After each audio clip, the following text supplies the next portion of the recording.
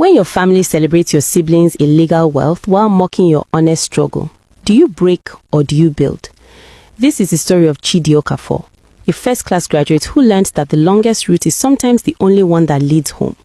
A tale of patience, perseverance, and the price of integrity in a world that rewards shortcuts. The fluorescent lights in the small parlor flickered as Chidi sat on the wooden stool his mother had placed farthest from the family circle. It was Christmas Day, 2019, and the Okafor family meeting was in full swing. His uncle Emeka, draped in expensive agbada, was speaking about family progress when he paused mid-sentence and pointed at Chidi. "You, the one with first-class honors, what have you achieved? Your younger brother Obinna just bought a Lexus ES350, and your sister Adana moved your mother to a new flat. But you, the graduate, what have you brought home? Shame." Chidi's throat tightened. He wanted to speak, to defend himself, to explain that he was trying, that jobs were scarce, that he refused to compromise his values. But before he could part his lips, his Aunt Ngozi raised her hand dismissively. "Let him keep quiet. When he has something to show, then he can talk. Right now, the ones feeding this family should speak first." The room erupted in agreement. Chidi's eyes found his mother's face across the room, searching for support, for anything.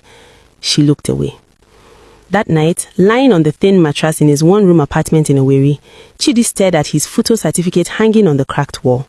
First-class honors in mechanical engineering.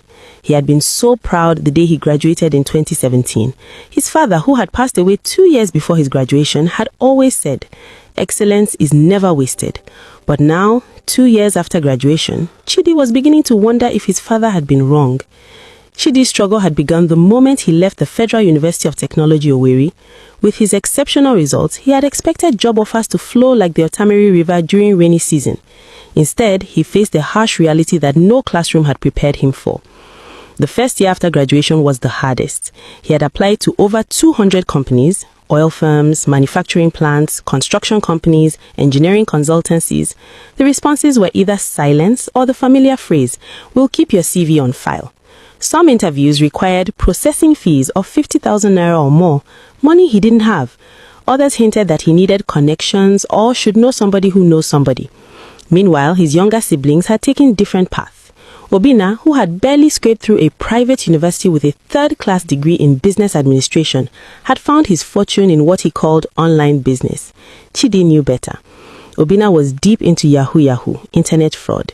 His brother spent nights on his laptop crafting elaborate stories to scam unsuspecting foreigners. Within a year, Obinna had moved from his old Nokia phone to the latest iPhone, from public transport to his own car. Adana, their sister, had dropped out of university entirely.